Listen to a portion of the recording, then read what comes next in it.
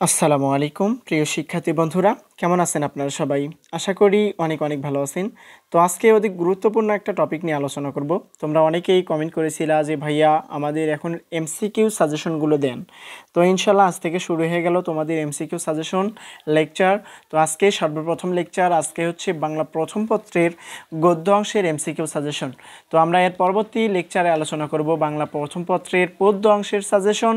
তো আমরা অনেক সুন্দর করে সাজেশনগুলো সাজিয়েছি। এগুলো বিগত 2016 সাল থেকে শুরু করে 2024 সাল পর্যন্ত আমরা এই এমসিকিউ সাজেশনগুলো উঠে দিয়েছি এবং বিভিন্ন উচ্চমানের শিক্ষা প্রতিষ্ঠানে আসা বিভিন্ন এমসিকিউগুলো আমরা সাজেস্ট করেছি।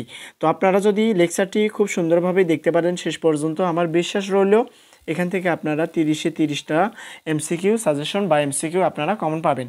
তো বেশি কথা না বাড়িয়ে চলেন আমরা এমসিকিউগুলো দেখি এবং আপনারা অবশ্যই আপনাদের এই এমসিকিউ লেকচারটি প্রিয় বন্ধুদের সঙ্গে শেয়ার করবেন যাতে করে তাদের বেসটাও অনেক সুন্দর হতে পারে। তো চলেন আমরা সর্বপ্রথম দেখব অপরিচিতা গল্প। আমরা জানি অপরিচিতা গল্পটির লেখক হচ্ছে রবীন্দ্রনাথ ঠাকুর। আর এখানে সবচেয়ে গুরুত্বপূর্ণ চরিত্র আছে কল্যাণী, যিনি হচ্ছে গল্পের নায়িকা, অনুপম গল্পের নায়ক, মামা একজন ভিলেন লোক এবং শম্ভুনাথ বাবু কন্যার পিতা। এইটা আমরা দেখব। ওকে, আমরা দেখব সর্বপ্রথম কোশ্চেন। আমি কোনো মতেই কারো কাছে ঠকিব না। তিনি বলতে অপরিচিতা গল্পে কাকে বোঝানো হয়েছে? এখানে কাকে বোঝানো হয়েছে সেটা ঢাকা বোর্ড 19 আসছিল। এটা মামাকে বোঝানো হয়েছে। মামা এতটা চতুর একজন লোক, তিনি নিজেকে মনে করে যে আসলে সে কারো কাছেই ঠকিবে না, এরকম একটা বিষয়। তো আমরা নেক্সট কোশ্চেন দেখব। নেক্সট কোশ্চেনে আছে আসর জমাতে অদ্বিতীয় কে? এটা হচ্ছে হরিশ, যিনি গল্পের নায়কের ফ্রেন্ড। তো শ্বশুরের সামনে অনুপমের মাথা হেট করে রাখার কারণ কি? এটা কুমিল্লা বোর্ড 2019-এ আসছিল। এটা হবে লজ্জায়। লজ্জায় শ্বশুরের সামনে কি করেছে? মাথা হেট করে রেখেছে। রবীন্দ্রনাথ ঠাকুর কত সালে মৃত্যুবরণ করেন? এটা হচ্ছে 1941 সাল। আমরা অবশ্যই নেক্সট কোশ্চেন দেখব। কলকাতার বাহিরে বাকি যে পৃথিবীটা আছে সমস্তটাকেই মামা আন্দামান দ্বীপের অন্তর্গত বলিয়া জানেন। অপরিচিত গল্পে এই উক্তিতে মামার চরিত্রকে বা চরিত্রের যে বৈশিষ্ট্য ফুটে উঠেছে তা হলো কুপমণ্ডুকতা। কুপমণ্ডুকতাই হচ্ছে এটার উদাহরণ। রবীন্দ্রনাথ ঠাকুর কত সালে সাহিত্যের নোবেল পুরস্কার লাভ করেন? 1913 সালে। কত সালে কোন ঘটনায় অনুপমের মন পুলকে আবেগে ভরে গিয়েছিল? এটার কোশ্চেন হবে বিবাহ না করতে কল্যাণীর পণ। এইটা হচ্ছে বিবাহ যখন কল্যাণী করবে না সেইটা শুনে তার মন আবেগে পুলকিত হয়ে গেছিল। তো আমার কন্যার গহনা আমি চুরি করিব কথা যারা মনে করে তাদের হাতে আমার কন্যা তুলে দিব না বা দিতে পারি না উক্তিতে প্রকাশ পেয়েছে শম্ভুনাথ বাবু। এটা ঢাকা বোর্ডে আসছিল। এটা শম্ভুনাথ বাবুর আত্মমর্যাদাবোধ। একজন পিতা তার এই যে পরিবার মনে করে যে আসলে বিবাহর গহনা একজন কন্যার পিতা সে গহনাগুলো চুরি করিব, সেই পরিবারে একজন বাবা তার আত্মমর্যাদা বোধের উপর ভিত্তি করে বিবাহ না দিতে চাওয়ার সম্মতি, এই বিষয়টা উঠে এসেছে এইরকম কিছু। জরিমা শব্দের অর্থ কি? রাজশাহী বোর্ডে এসেছিল। জরিমা শব্দের অর্থ হচ্ছে আড়ষ্টতা। কোন ঘটনাকে অপরিচিতা গল্পের শীর্ষ মুহূর্ত বলা যায়? এটা যশোর বোর্ড 2019-এ আসছিল। শীর্ষ মুহূর্ত বলা যায় শম্ভুনাথ কর্তৃক কন্যা সম্প্রদানে অসম্মতি। এটা হচ্ছে সঠিক অ্যান্সার। আমরা দেখব পরবর্তী কোশ্চেন। অপরিচিতা গল্পে কল্যাণীর বিবাহ না হওয়ার কারণ কি ছিল? কল্যাণীর বিবাহ না হয়ে যাওয়ার কারণ কি ছিল? এটা আত্মমর্যাদাবোধ। অপরিচিতা গল্পে কন্যাকে আশীর্বাদ করতে যায় হচ্ছে বিনুদা, যিনি এই যে আমাদের গল্পের নায়কের পিস্ততে ভাই। গজানন এর সঠিক ব্যাখ্যা কোনটি? গজাননের সঠিক ব্যাখ্যা হচ্ছে গজ অনঞ্জার। তারপরে অনুপমের মা কোন ঘরের মেয়ে ছিল? এটা হচ্ছে গরিব ঘরের মেয়ে। বাবাজি একবার এদিকে আসতে হচ্ছে, একথা কে বলেছিলেন? এটা শম্ভুনাথ বাবু বলেছিলেন যখন এই ওদের বিবাহ হচ্ছিল বা হবার আশেপাশে গিয়েছিল, এরকম একটা বিষয়, বিবাহের মুহূর্তে। অনুপমের থেকে তার মামা বড়জোরে কত বছরের বড়? এটা হবে 6 বছরের বড়। কন্যার পিতা মাত্রই কি স্বীকার করিবেন? কন্যার পিতামাত্রই স্বীকার করিবেন গল্পকথক একজন সৎপাত্র। অর্থাৎ আমরা জানি অপরিচিত গল্পের কথকই হচ্ছে আমাদের গল্পের নায়ক অনুপম। তো আমাদের গল্পের নায়ক একজন সৎপাত্র, এটা কন্যার পিতা বলতে বাধ্য হবে। অপরিচিতা গল্পে অনুপম নিতান্তই ভালো মানুষ। কেন? কারণ ভালো মানুষ হতে কোনো ঝঞ্ঝাট নেই। আপনারা অবশ্যই জানেন যে ভালো হতে কোনো কিছু খরচ করতে হয় না, তবে খারাপ হতেই খরচ করতে হয়। তো এর কোনো নেশা পানি বা এরকম কিছু নেশা ছিল না যাতে করে একে কেউ খারাপ বলবে। কে বিয়ে বাড়িতে ঢুকে খুশি হলেন না? এটা হচ্ছে মামা। আপনারা অবশ্যই জানেন যে আসলে মামা যখন বিয়ে বাড়িতে যায়, মামা হয়তো বা ভেবেছিল যে আসলে বিবাহটা অনেক ধুমধাম করে হচ্ছে, তো সেইটা না হওয়ায় মামা একটু খুশি কম হয়, এরকম কিছু। বাংলা সাহিত্যের প্রথম সার্থক ছোট গল্পের রচয়িতা হচ্ছে রবীন্দ্রনাথ ঠাকুর। অবশ্যই আপনারা এটা জানেন। রবীন্দ্রনাথ ঠাকুর কোন অভিধায় সম্ভাষিত? এটা হচ্ছে বিশ্বকবি। আমরা জানি যে রবীন্দ্রনাথ ঠাকুরের উপাধি ছিল বিশ্বকবি। গল্পগুচ্ছে কতটি গল্প সংকলিত হয়েছিল? এটা হচ্ছে 95টি। রবীন্দ্রনাথ ঠাকুরের গল্পগুচ্ছে প্রায় 95টি গল্প সংকলিত হয়েছিল। রবীন্দ্রনাথ ঠাকুর কুষ্টিয়া শিলাইদহে বসবাস করেছিলেন কেন? বসবাস করেছিলেন জমিদারিত্ব দেখাশোনার জন্য। কোথায় বসবাসের কাল রবীন্দ্রনাথ ঠাকুর ছোট গল্পের রচনা স্বর্ণযুগ বলে অভিহিত করা হয়? এটা হচ্ছে ঝিনাইদহ।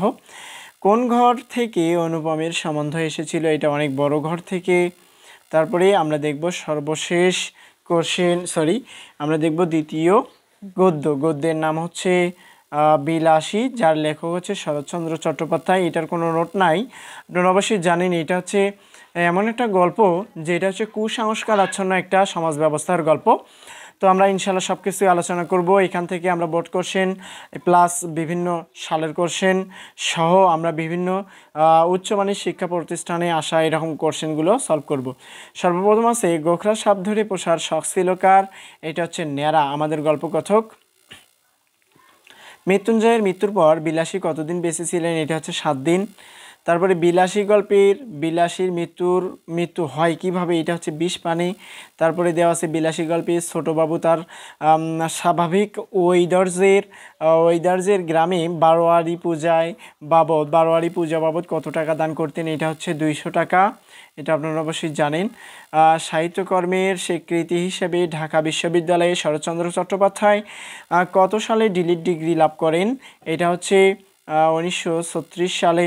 শরৎচন্দ্র চট্টোপাধ্যায় কত খ্রিস্টাব্দে মৃত্যুবরণ করেন? 1938 সালে।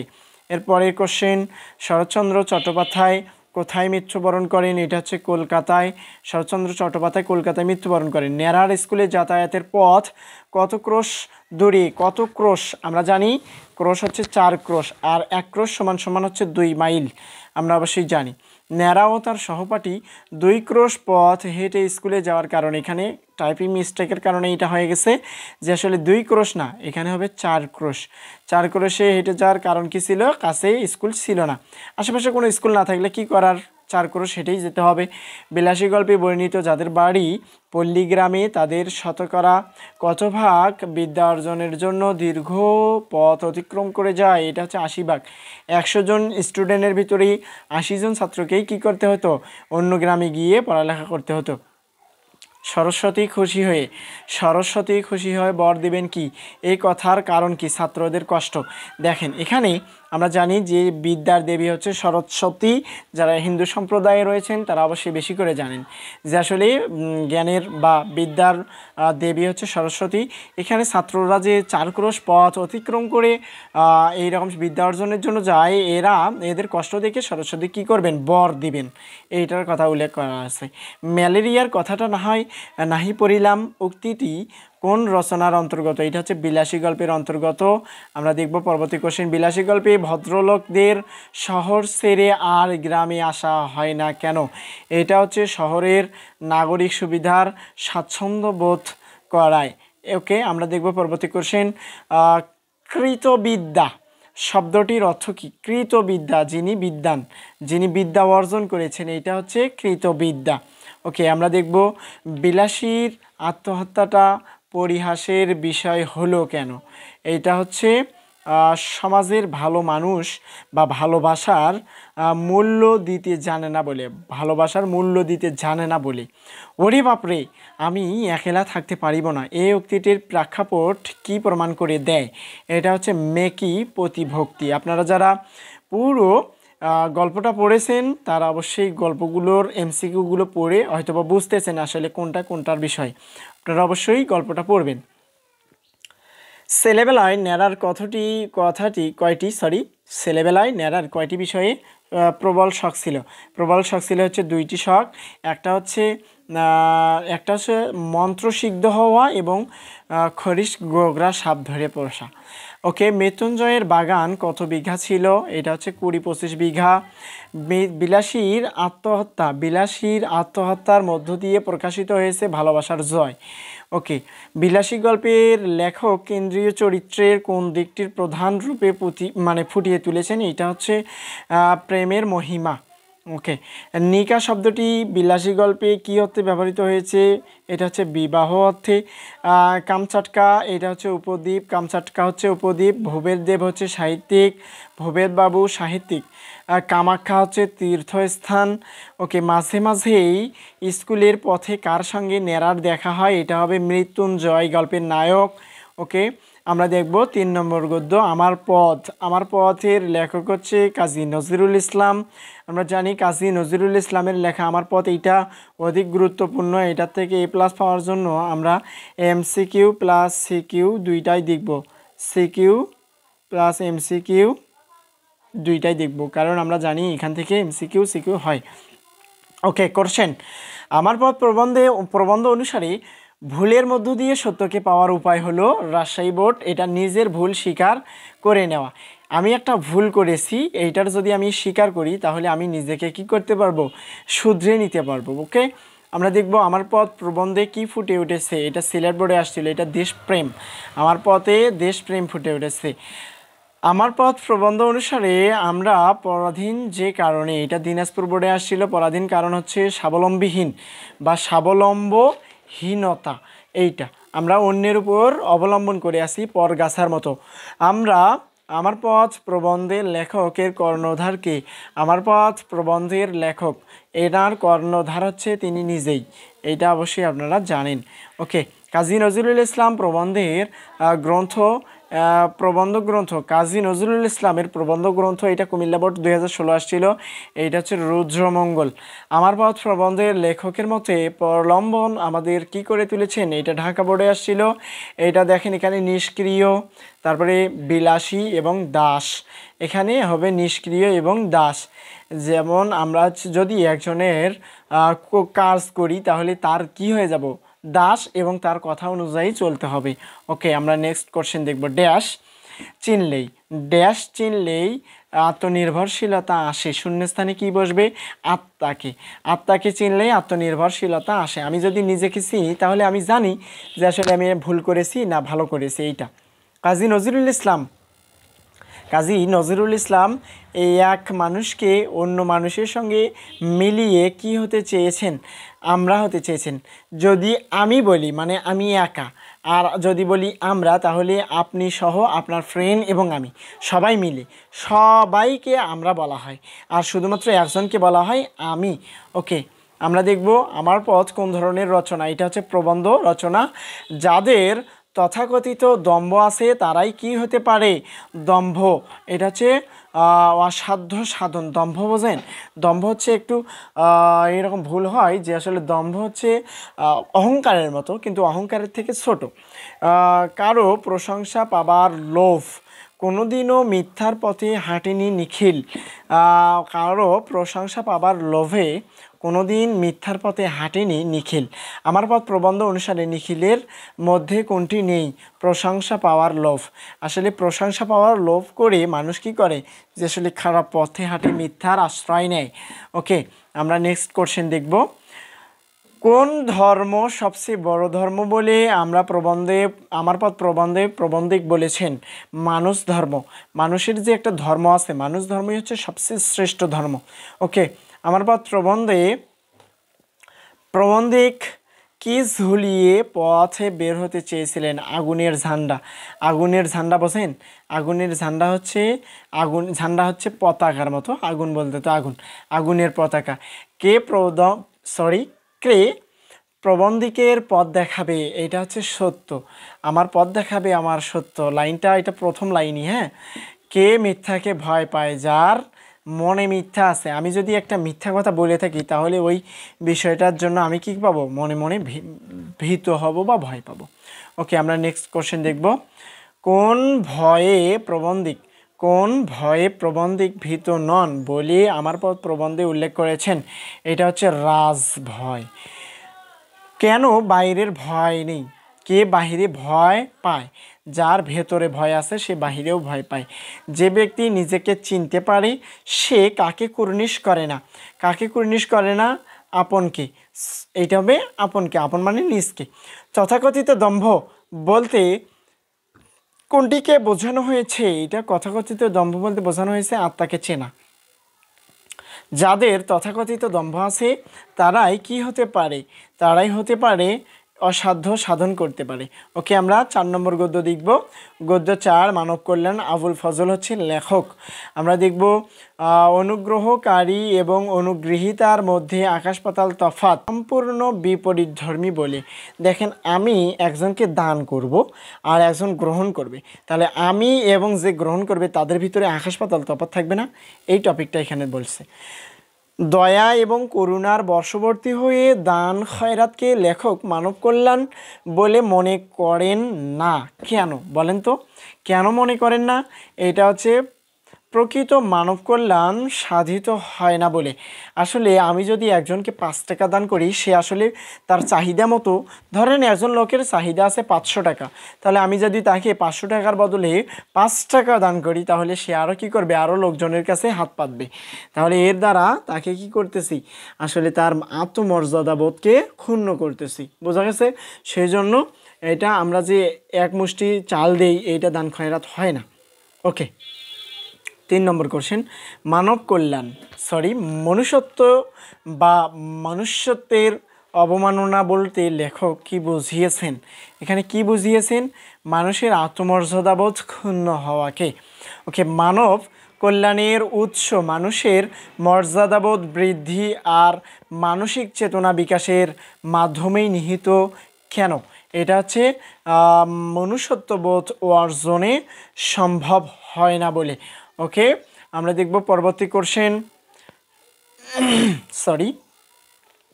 ইসলামের নবী সাল্লাল্লাহু আলাইহি ওয়াসাল্লাম ভিক্ষুককে কুড়াল কিনে দিয়েছিলেন কেন? ভিক্ষুককে কুড়াল কিনে দিয়েছিলেন স্বাবলম্বনের মাধ্যমে আত্মমর্যাদা বা মর্যাদার সঙ্গে জীবনযাপন করা। এখানে আপনাদের উপর কোশ্চেন থাকবে, ইসলামের নবী সাল্লাল্লাহু আলাইহি ওয়াসাল্লাম বলতে কোন নবীকে বোঝানো হয়েছে? অবশ্যই আপনারা কমেন্ট করবেন। ওকে, করুণার বর্ষবর্তী হয়ে দান খয়রাতে অবসম্ভাবী পরিণতি হচ্ছে মনুষ্যত্ববোধে অবমাননা। মানুষত্বের যে একটা দাম রয়েছে, এই দামটাকে ক্ষুণ্ণ করা। লেখকের মতে মানব কল্যাণের উৎস কোথায় নিহিত? মানব কল্যাণের উৎস নিহিত রয়েছে মানুষের আত্মমর্যাদা বৃদ্ধি ও মানব চেতনার বিকাশের মাধ্যমে। মানব কল্যাণ প্রবন্ধে বর্ণিত ভিক্ষুক কার কাছে ভিক্ষা চাইতে এসেছিলেন? ইসলামের নবীর কাছে সাল্লাল্লাহু আলাইহি ওয়াসাল্লাম। আপনারা অবশ্যই জানেন ইসলামের নবী হযরত মুহাম্মদ সাল্লাল্লাহু আলাইহি ওয়াসাল্লাম। নবী ভিক্ষুককে কি দিয়েছিলেন? এটা হচ্ছে কুড়াল কিনে দিয়েছিলেন। এগুলো বোর্ড কোশ্চেন, আবার অনেক সালের কোশ্চেন সহ আমি অনেক উচ্চ মানের শিক্ষা প্রতিষ্ঠানে আসা এরকম কোশ্চেন তুলে দিছি। আপনারা অবশ্যই এইগুলো স্কিপ করবেন না। মানুষকে কী হিসাবে বেড়ে উঠতে হবে? এটা মানুষকে মানুষ হিসাবে বেড়ে উঠতে হবে। আপনারা অবশ্যই জানেন যে আসলে মানুষের সন্তানরা জন্মগ্রহণ করার পরই মানুষ হয় না, এদেরকে কি করতে হয়? মানুষ তৈরি করতে হয়। আপনারা অবশ্যই এই বিষয়গুলো জানেন। মানুষকে কোন পথে বেড়ে উঠতে হবে? এটা হচ্ছে মানবিক বৃত্তি বিকাশের পথে। মানুষের যে মর্যাদার বিকাশ, এইটার পথে আমাদের হাঁটতে হবে। মানব কল্যাণের প্রাথমিক সোপান রচনার দায়িত্ব হচ্ছে পরিবার, সমাজ, এবং রাষ্ট্র, এই তিনটারই দায়িত্ব। ওকে, আমরা দেখব পরবর্তী কোশ্চেন।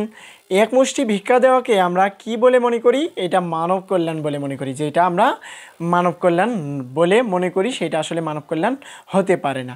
ওকে, আমরা দেখব মানব কল্যাণ কোন ধরনের প্রক্রিয়া বলা যায়। মানব কল্যাণ কোন ধরনের প্রক্রিয়া বলা যায়? এটা হবে অবিচ্ছিন্ন। ওকে, মানব কল্যাণ গভীরভাবে কিসের সঙ্গে সম্পর্কিত? এটা হচ্ছে উপলব্ধি। ওকে, আমরা 5 নম্বর গদ্য দেখব, মাসি পিসি, যেটার লেখক হচ্ছে মানিক বন্দ্যোপাধ্যায়। ওকে, মানিক বন্দ্যোপাধ্যায়ের লেখা মাসি পিসি গল্পটি কোন পত্রিকায় প্রকাশিত হয়েছে? রাজশাহী বোর্ডে আসছিল, পূর্বাশা। মাসি পিসি গল্পে কোন রোগটি মহামারীর অন্তর্ভুক্ত হয়েছে? কলেরা। ওকে, আমরা দেখব আহলাদি ও বুরুর রহমানের কন্যা, তারা দুজনই কি? তারা দুইজনই হচ্ছে নির্যাতিতা। মাসি পিসি গল্পে আহলাদির বাবা কোন রোগে মারা যান? ইনি হচ্ছে কলেরা রোগে মারা যান। মাসি পিসি গল্পটি নিচের কোন গ্রন্থে সংকলিত হয়েছিল? এটা হচ্ছে পরিস্থিতি। আহলাদিকে তার স্বামী কিভাবে নিয়ে যাবে বলে কৈলাসকে জানায়? এটা হচ্ছে মামলা করে। আমরা পরে কোশ্চেন দেখব। মানিক বন্দ্যোপাধ্যায় কত সালে জন্মগ্রহণ করেন? ইনি জন্মগ্রহণ করেন 1908 সালে। সালতি কি কাঠের তৈরি? সালতি হচ্ছে তাল এবং শাল কাঠের তৈরি। অবশ্যই আপনারা জানেন সালতি হচ্ছে নৌকা, এক ধরনের নৌকা, যেটা আসলে গ্রাম অঞ্চলে দেখা যায়, ডিঙি নৌকা বা হ্যাঁ এরকম বলা হয়। ওকে, কার গলা ঝরঝরে, আওয়াজ একটু মোটা? এটা হচ্ছে মাসি পিসির গলা একটু মোটা, ঝরঝরে। ওকে, কি বিক্রি করে মাসি পিসি যোগুকে ভালো মন্দ 10টা জিনিস খাওয়াইছে? এটা হচ্ছে ছাগল বিক্রি করে। তার আসল নাম প্রবোধ কুমার বন্দ্যোপাধ্যায়। মানিক হচ্ছে তার ডাক নাম। ওকে, এটা হচ্ছে লেখকের। ওকে, বুরুর রহমানের মেয়েটা কতদিন আগে শ্বশুরবাড়িতে মারা গিয়েছেন? অল্প দিন আগে। আহলাদির বাবা বেশিরভাগ সম্পদ কার দখলে? গোকুল। এটা হচ্ছে আপনারা অবশ্যই জানেন মাসি পিসি গল্পের গ্রামের জমিদারের নাম ছিল হচ্ছে গোকুল। রান্না সেরে খাওয়ার আয়োজনের সময় বাইরে থেকে কার হাঁক আসলো? এটা হচ্ছে চকিদার কানাই চকিদারের। ওকে, ডোবার ধারে কাঁঠাল গাছের ছায়ায় কতজন ঘুপটি মেরে বসে আছেন? 4-5 জন। ওকে, আগে কারণে অকারণে মাসি পিসির সঙ্গে কি বেঁধে গেত? ক্রন্দন। আপনারা অবশ্যই জানেন ক্রন্দন মানে হচ্ছে ঝগড়ার মতোই কিছু, এইরকম, যেটা খুনসুটি বলা হয়। হ্যাঁ, আহলাদি ঘরে এসে পড়ায় মাসি পিসির মধ্যকার মিল কি হয়? এটা জমজমাট হয়ে যায়। আসলে আমরা পূর্বের কোশ্চেনই দেখলাম আহলাদি এই যে মাসি পিসি ছিল, এনারা দুইজনে একটু কি করতো? ঝগড়া করতো, এইরকম কিছু। তো এইটা হচ্ছে জমজমাট হয় কখন? যখন আহলাদি তার স্বামীর ঘর থেকে তার বাবার বাসাতে ফিরে আসেন। পিসি ঘর থেকে কি নিয়ে ফিরেন? মস্তক কাটারি হচ্ছে রান্না করার অস্ত্র। এটা কাটারি শব্দের অর্থ কি? এটা হচ্ছে কাটবার অস্ত্র। কি কাটবার? এটা হচ্ছে তরকারি কাটবার। ওকে, আমরা সর্বশেষ গদ্য দেখব রেইনকোট। আমরা যদি আমি যে কয়টি গদ্য এখানে দাগে দিছি, ইনশাল্লাহ আপনারা অবশ্যই বাংলা প্রথম পত্রের সাজেশনটা দেখছেন। তো আপনারা ওই সাজেশনটা যদি ফলো করেন ইনশাল্লাহ ওইটা সৃজনশীলের জন্য। আর এখানে এমসিকিউ এর জন্য যে 6টি গদ্য আমরা সাজেস্ট করছি, ইনশাল্লাহ এখান থেকে আপনারা আমার বিশ্বাস যে এখান থেকে আপনারা 30টা এমসিকিউ কমন পাবেন। রেইনকোট গল্পে রেইনকোট কার? এটা ঢাকা বোর্ডে আসছিল, এটা মিন্টুর। অর্থাৎ রেইনকোট গল্পের লেখক আখতারুজ্জামান ইলিয়াস। ইনি গল্পের চরিত্র হচ্ছে নুরুল হুদা। এই নুরুল হুদার শ্যালকের নাম হচ্ছে মিন্টু। রেইনকোট গল্পের কথক কে? কথক হচ্ছে খুদ নুরুল হুদা, গল্পের নায়ক। আব্বু ছোট মামার মতো হয়েছে। আব্বু ছোট মামার মতো দেখাচ্ছে, এই বয়ানটি কে দিয়েছিল? 5 বছরের ছেলে। যখন ছোট মেয়েটি বলছিল যে আসলে আব্বু মামা হয়েছে, তখন তার 5 বছরের ছেলে বলছিল যে আসলে আব্বুকে মামার মতো দেখতে লাগতেছে, এইরকম কিছু। ড্রেসিং টেবিলের সামনে নিজের নতুন রূপ দেখে নুরুল হুদার মনের অবস্থা হলো নতুন রূপে ভ্যাবাচেকা খাওয়া। আপনারা অবশ্যই জানেন ভ্যাবাচেকা আসলে কি। ওকে, সাবসার্ভিসের সঙ্গে তার সামহাউ অর আদার্স ইনভলভ হবে। হ্যাঁ, উক্তিটি কার? ওকে, এটার জন্য অবশ্যই সরি, এইটা হবে প্রিন্সিপাল। নুরুল হুদা কোনগুলো থেকে শতহাত দূরে? কোনগুলো থেকে? এটা হচ্ছে সব সার্ভিস অ্যাক্টিভিটিস থেকে। ফিরে এসে দেশের ভিতরে মিন্টু কি করে? দমাদম মিলিটারি মারে। ওকে, তাতে আর দুলাভাইয়ের দোষটা কোথায়? এখানে কার দুলাভাইয়ের কথা বলা হয়েছে? এটা মিন্টুর দুলাভাই, যিনি হচ্ছে নুরুল হুদা। রেইনকোট গল্পে ব্যবহৃত দ্বিরুক্তি শব্দগুলো হচ্ছে দমাদম এবং টপাটপ। দমাদম হচ্ছে মিলিটারি মারা, টপাটপ বৃষ্টি। ওকে, টু শব্দটি না করা বাগধারাটির অর্থ হচ্ছে কোনো প্রতিবাদ না করা। কোনো প্রতিবাদ না করা। প্রিন্সিপালের কোয়ার্টার কোথায়? কলেজের দেওয়াল ঘেঁষে। মিলিটারির ক্যাম্প কোথায়? প্রিন্সিপালের কোয়ার্টারের পাশে। ছেলেরা কলেজে আসে না কেন? সব কলেজ বন্ধ, সব ক্লাস বন্ধ বলে। ওকে, ক্লাস বন্ধ থাকলেও মাস্টারদের কলেজে আসতে হয় কেন? হাজিরা দিতে হয় বলে। ওকে, নুরুল হুদার কলিগরা কোথায় বসে ফিসফিস করছিল? এটা হচ্ছে স্টাফ রুমে। ওকে, হিন্দুস্তান ও মিসক্রিয়েন্টদের মধ্যে বা মিসক্রিয়েন্টদের অবশ্যম্ভাবী পতনের সম্বন্ধে ভবিষ্যৎবাণী শোনে কে? নুরুল হুদা। ওকে, খ্যাসখ্যাসে গলায় হিন্দুস্তান ও মিসক্রিয়েন্টদের অবশ্যম্ভাবী পতনের ভবিষ্যৎবাণী কে করেন? প্রিন্সিপাল। ওকে, আমরা পরবর্তী কোশ্চেন দেখব। কোন ঘরে আজকাল সহজে কেউ ঘেঁষে না? কোন ঘরে কেউ ঘেঁষে না? এটা হচ্ছে ডক্টর আফাজ আহমেদের ঘরে। ওকে, ডক্টর আফাজ আহমেদের গলার স্বর কেমন? খ্যাসখ্যাসে। ওকে, আমরা প্রথম কোশ্চেনই দেখছি এইদিকে। ওকে, কলেজের অধ্যক্ষ প্রফেসরের নাম কি? কলেজের অধ্যক্ষ প্রফেসরের নাম হচ্ছে, বলেন তো অধ্যক্ষ প্রফেসরের নাম কি? এইটা হচ্ছে আপনাদের জন্য কোশ্চেন থাকলো, এটা আপনারা অবশ্যই কমেন্টে জানাবেন। ওকে, আমরা পরবর্তী কোশ্চেন দেখব। নুরুল হুদা বৃষ্টিতে রিক্সার পরোয়া করে না কেন? তার কি ছিল? রেইনকোট গায়ে ছিল বলে সে রিক্সার পরোয়া করতেছিল না। রেইনকোট পরে নুরুল হুদা কেমন করে হাঁটে? হন করে হাঁটে। ওকে, আমরা পরবর্তী কোশ্চেন দেখব। কোন ঋতুর শেষে বৃষ্টিতে নুরুল হুদার শীত ভাব করে? এটা হচ্ছে শেষ হেমন্তে। ওকে, কিন্তু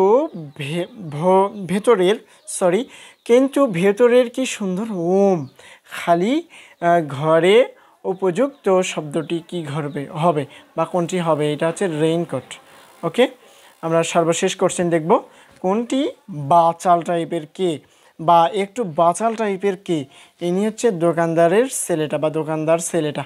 তো আমরা ইনশাল্লাহ এই কয়টি কোশ্চেন যদি আপনারা দেখেন, তাহলে ইনশাল্লাহ এখান থেকে আপনারা প্রায় 30টা এমসিকিউ কমন পাবেন। তো আজকে ছিল এমসিকিউ সাজেশনের প্রথম লেকচার। আপনারা অবশ্যই নেক্সট লেকচার দেখতে পারবেন।